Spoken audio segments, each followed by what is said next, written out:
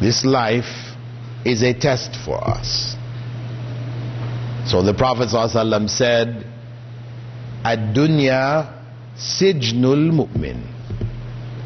This world, this life, is a prison for the believers, for those who realize their purpose, realize that pleasure is not the goal in this life. The pleasure of the next life, which is eternal, that is the goal. This life becomes a prison. They live this life as if it is a prison. The walls of the prison, they have set up themselves. Allah told them about it, but they put those walls up themselves to protect themselves from what Allah has forbidden. On the other hand, the Prophet ﷺ said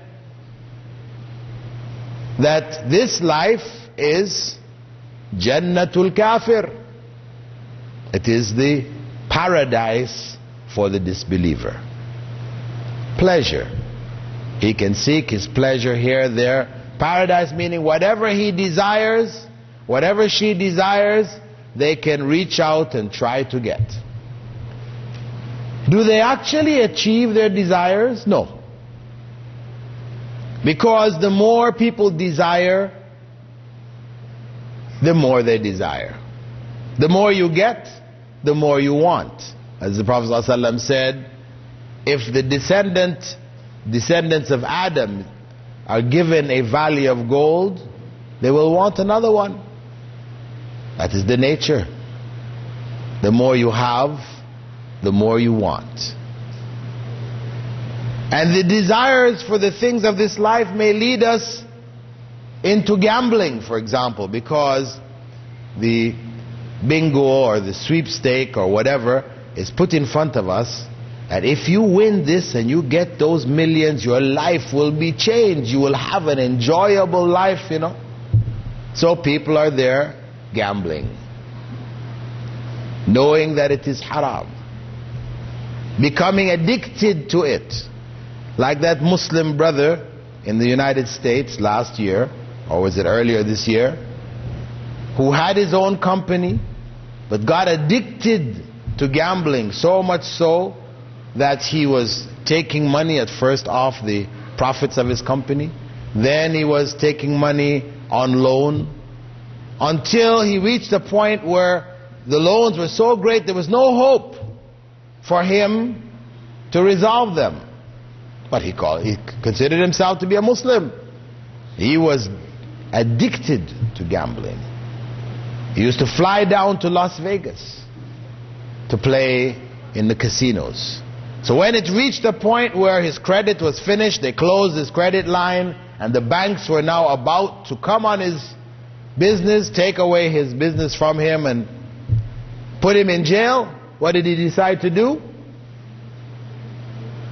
Time to leave. So he wrote a note to his wife, which he left behind, which they published in the newspapers. Here is this Muslim brother who writes a note saying to his wife, I cannot bear to think of you with another man. And I cannot bear to think of my children being raised by some other person. Therefore, I'm going to kill you. And he went, he killed his wife, he killed his children, and then he blew out his own brains.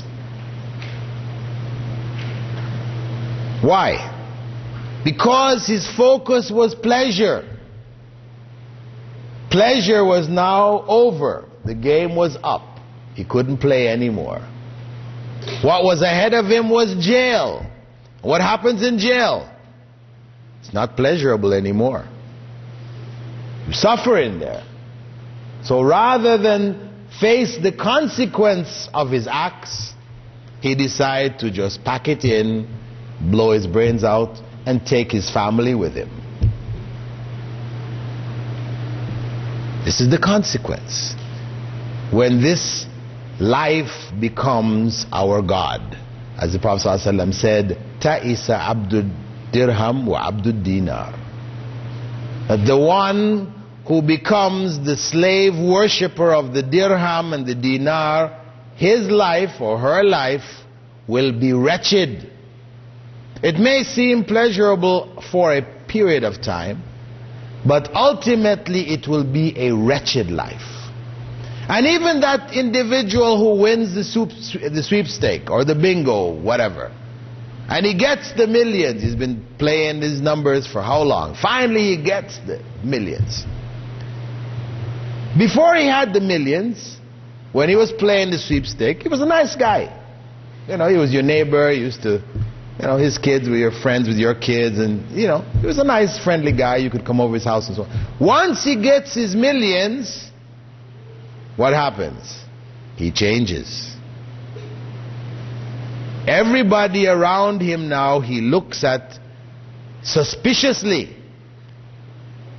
When you as the neighbor, you want to come see him and congratulate him, he doesn't want to open the door anymore, right?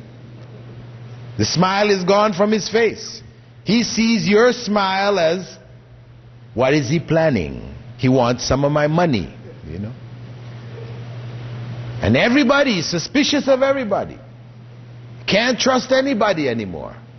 So his life, which was relatively a normal, except for his gambling,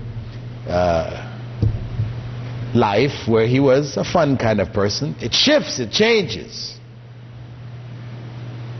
There was a famous billionaire in America. What was his name? He ended up dying there in Cuba. Is it Howard Hughes? Yeah, Howard Hughes. This guy was a billionaire, multi-billionaire, known for major, you know, contracts, building planes for the military, you know, big time. But he went into a state where he was a recluse. You know, when people came to see him, wouldn't see anybody, wouldn't have any contact with anybody. The man died, you know, looking like a madman. His fingernails were all long, his hair all scraggly, his clothes dirty. And this is the man, one of the richest men on the face of this earth. He died in this wretched state, in spite of all the wealth that he had. These are signs for us to reflect.